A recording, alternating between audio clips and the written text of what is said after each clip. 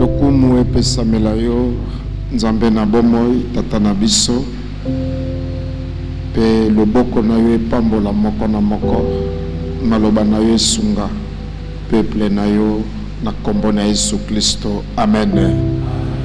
Galates chapitre 5. Galates chapitre 5. Tokobanda na verset 16. Pe tokiti mwa moke na C. Tokoki kosuka ata na verset 18. Galates chapitre 5, tobandi na 16, potosuka na 18. Je dis donc, marchez selon l'esprit, et vous n'accomplirez pas les désirs de la chair. Car la chair a des désirs contraires à ceux de l'esprit, et l'esprit en a des contraires à ceux de la chair. Ils sont opposés entre eux, afin que vous ne fassiez pas ce que vous voudriez. Si vous êtes conduit par l'esprit, vous n'êtes point sous la loi. Alléluia. Tokoki kovanda na biso bandeko. Lelo eza mokolo na biso ya prière. Naza ko encourager biso nyonso toyaka lundi. Si nous avons une certaine maturité dans la foi, c'est très important. Pourquoi? Parce que le lundi, nous avons une heure et demie enseignement. Et puis, avec des questions, des explications. Mais le mardi, le jeudi, nous avons 15 minutes. Et le dimanche, nous avons 45 minutes. Et moi, nous avons mingi kokuta na lundi. Na école ya spiritualité. Mais en passant, na pesi binombote na kombo na Yesu Kristo. Lelo to yekoli to tolingi ko yekola verset moko oyo lobika kake et comparer la chair et l'esprit. Alors ici ko l'apôtre Paul azoloba na babita ya Galatie. Wana eza na Asie ya kala. Lelo eza na kati ya Turquie mboka wana, même Éphèse nyonso eza na kati ya Turquie. Et en passant toyeba ke lelo mboko tozobenga Turquie, Syrie, bamboko tozobenga lokola Maroc, Algérie, Tunisie, Égypte, Libye. C'était des pays évangélisés à l'époque. Mais lokola suivi ezalaki te. Lokola affermissement ezalaki te, spiritualité ezalaki te.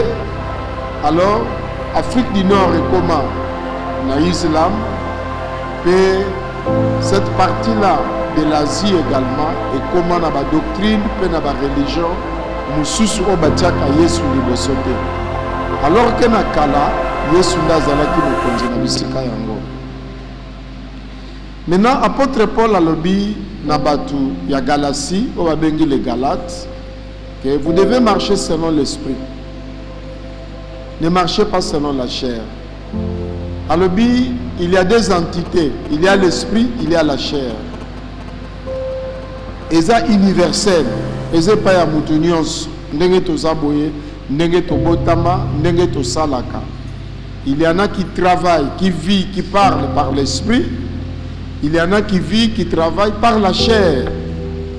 Mais apôtre Paul a sa catégorie qui dit marcher selon l'esprit. C'est très important. Alors, la chair a des désirs contraires à ceux de l'esprit. Et l'esprit aussi a des désirs contraires à ceux de la chair.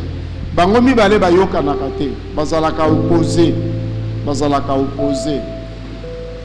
Alors, ceux qui osent tambola na molimo, ozala na baposa na makambu ya nzoto te. Mais ceux qui ont tamboli na molimo, même la loi ne va pas te condamner. C'est-à-dire comme à niveau moko o ezake loi ekoki ko condamner yo te. S'il y a un problème, s'il y a un avertissement, s'il y a une remarque, o esengeli to sala na ba chrétien, ezali que tokeba na dose ya chair ya musuni, tokeba na biloko wana. Molimo azaka na baposa na ye, nzoto pa aza na baposa na ye. Nzoto alingi nini? Nzoto alingi makambo esepelisi ye. Mais après, il va aller où? Akena cimetière. Molimo alingi nini? Molimo alingi makambo ya molimo. Après, aokende wapi? Epai ya Nzambe, epai touta. Donc yeba malamu ke touta epai na Nzambe. Avant baboti bayeba biso, avant batu bayeba biso, tozaka ya Nzambe. Ne suivons pas vraiment la chair.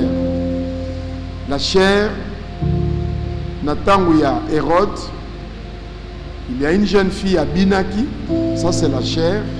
Tout le monde a les œuvres de la chair, bah détaillé wana.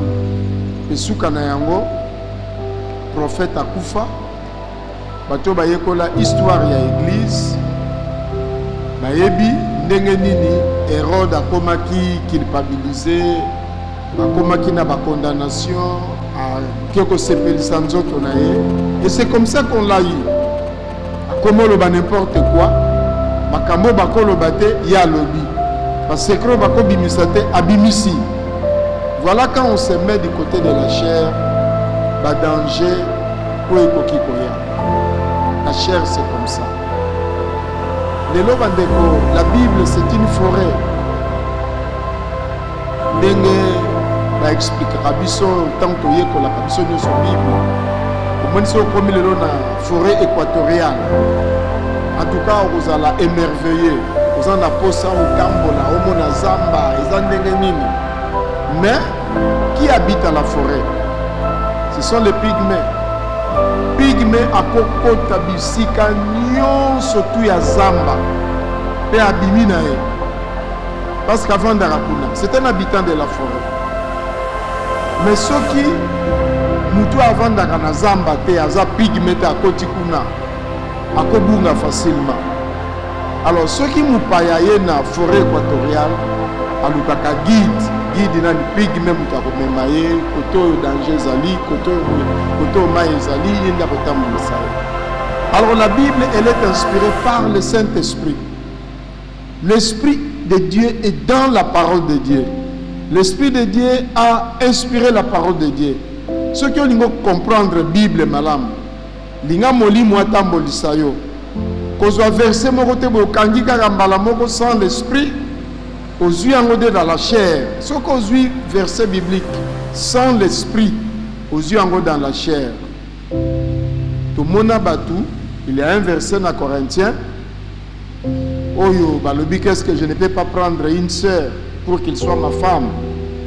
Batu bazwa yango lokola azwi kaka sœur moko boya atangisi pe sœur moko sœur on appelle zoba na buzoba na ye atangi a Bible lobi boy et il fait n'importe quoi. Lobi a comment regretter qu'est-ce qui m'a trompé. Il y a un verset qui dit il n'y a point de condamnation pour ceux qui sont en Jésus-Christ. C'est un verset de la Bible. Aux yeux en dehors de l'esprit, donc aux yeux en a chair. Bando melana yo, bando langwa na yo, condamnation ezate, tunazakati na Yesu, condamnation ezate. Moi si alibala par exemple, soko langwe, tango langwe, ba violé yo, mubali alobibo, comme tu as été violé, nazasu na besoin na yote, na bingi yo lisusu te. Siko yo ko ba mubali de mutaza mabe, ou bien yo mutaza mabe. Parce qu'une femme mariée ne peut pas boire. Ne peut pas boire. Elle doit se respecter. Parce que comme on a été moko boye, même temps un peu, pas des excès. On est comme un mingi. Tout peut arriver. Ici. Voilà là où la chair peut nous amener, bien aimé. L'esprit, a un désir naïe. Chair, azarana ba désir naïe. Vous savez, la chair, elle a besoin d'argent. Nzoto. Bongo. Maman moko ke kota likelemba. Yanza na mutu moko ndenge nzamba salela ye. Mais à koti likelemba, ye moko azui 4 mitu 4 mitu yemoko. Maintenant tangu allié premier mutu, deuxième mutu, troisième, quatrième. Et puis ayebisi maman li kelemba bomba mitu wana donc na lié me yo bomba kaka. Na lié me yo bomba kaka. Na lié me yo bomba kaka. Tangu 4 coquilles. Ba bimiseli yango nyonso. Ce qui peut gérer qui a un dengenin, à gérer un peu selon la chair. C'est quoi banda kozongi ça. À kotiti na mbongo yo akokota te. À kotiti bisika yo no ba mbongo moko bosoki ya cotisation ya matanga, oyo makambo ya famille, oyo cimetière balinga ko sala, oyo mbongo ya ndaku, oyo loyer, oyo basimbisaki ye, oyo boiti bubali alobi na okokate. Ake na banque Lambert, azumbongo na banque Lambert, mutu wana bandi ko benga, soki appelle sonné, abimina libanda kuna, oh, olobi nini? Jusqu'à ce que bakangiye quelque part, on a habit de confiance. Oh papa, maman bakangiye kuna. Akebo akuti mutu moko impoli. Mobile lingala avec sa dignité na ye, combo na ye. Non, moi sinon adwa mbongo na ngai ça fait. Qu'est-ce qui se passe? Nini okomi na niveau yo? Nini okomi na niveau bakanga yo pour habit de confiance? Boye na boye. Kuna lobi ezalaki mbongo a matanga. Qu'est-ce qui se passe? On a les gaga na délivrance. Dans les gars, délivrance. Bonheur naye, délivrance en Waponinani, Mata. Et comme réponse, n'habitoye banano, ndengeni ni mutako comme na niveau ya banyongo oyo. Donc ça quand au nom de Jésus, faut te banano niveau eza e wuti wapi. Pour même hier soit tuna depuis combien de temps likambo e banda na mwana na tuna tata moko. Et en écoutant 4 mitu. Tanga zwaka kaka mitu mine wana. Yo mutu nzamba sala na mutu moko 4 mitu. De makambu eye kobeba. Pourquoi? La chair. Mune lambo zanango osombi yango lisusu. Oko sutu comme et descend yango kaka couleur kaka za différent. La chair. Omona mutu kango yango zanango osombi yango lisusu. Ezaka ndenge moko la chair. Omona eloko nous anango oke ko defango lisusu. Okoyi ko somba ngo na $20. Mais le colo défi yango na 5 mensualités comme $80. Singe kotina kingo la chair bandeko. Donc la chair a des désirs contraires à l'esprit. Même quand nous prions. Vous savez, généralement, selon la tradition chrétienne,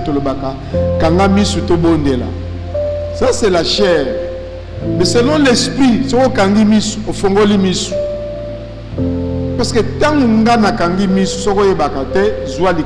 c'est dans la spiritualité. Quand nous disons to kangamis, to sambela, to kangakamis ou te fongolimis. Si ko ozomona, o kangimis ou te, ozomona. Ozomona nini, ozomona nani, ozomona ba promesse, ozomona nzambe, ozomona banjelu, ozomona gloire ya nzambe, ozomona grandeur ya nzambe, ozomona misala ya nzambe, tango kangi misu. Soko bina mwana kende lala, akelala te. Yango moni mutu tanga zo ngala pesa mbongo na opesite ozui, opambwami. Aucune dimension mususu. Obimicité au côté ici. C'est comme ça. Alléluia. Tant que nous avons picolité, mais au loni. Voilà. Chair na esprit. Parce que c'est vraiment différent. Et on a bandeko. Ce que l'on appelle ça une exhortation. Il faut marcher selon l'esprit. Il faut prier selon l'esprit. Il faut raisonner selon l'esprit. Le temps où on est là, masanga taba lobi ezabo.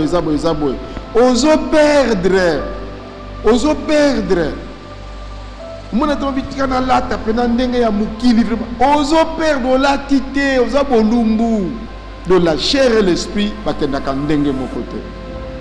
Bandeko, s'il y a vraiment une parole o ekosunga yo na pokwa na lelo, marche selon l'esprit, ça va beaucoup t'aider, ça va beaucoup t'aider, parce que potoye balikambo valeur na yango malamu na logique balobaka po yeba valeur ya eloko tala contraire na yango.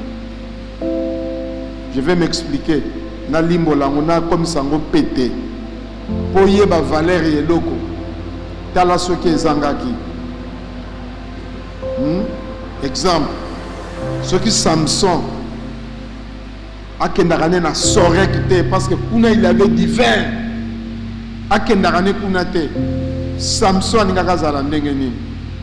Soki Samson alobake Delila jamais na ndako ya Delila na kokota te, Samson alingaka zala ndenge nini? Voyez le contraire de la chose. Voyez le contraire de la chose. Joa Joseph à s'abstenir, à boy ko sepelisa nzoto. Soki a sepelisa nzoto alingaka suka wapi? Alingaka suka wapi Joseph? Alingaka suka wapi? Alingaka suka aza lokola soki deuxième bureau ya mama wana ya Potifar. Pédophilie. Mama mo mukolo mais aza na mwana moko ya âge ya inférieur et pas inaye o azo ko entretenir. Alors nzela elingai kobeba pona ye. Voilà. De ce qui Hérode agiraka na ete aloba na sukwiti te alangwa te ninga ozala ndenge mosusu. Et la jeune fille si elle n'avait pas dansé, en tout cas ninga ozala ndenge mosusu. Peut-être ninga kozwa pe royauté ango, mais azwa pe royauté te mutu ya Jean-Baptiste au sala na moni. De la chair c'est comme ça, elle paye très mal, elle paye très mal. Tango na biswekei nzamba pambola moko na moko.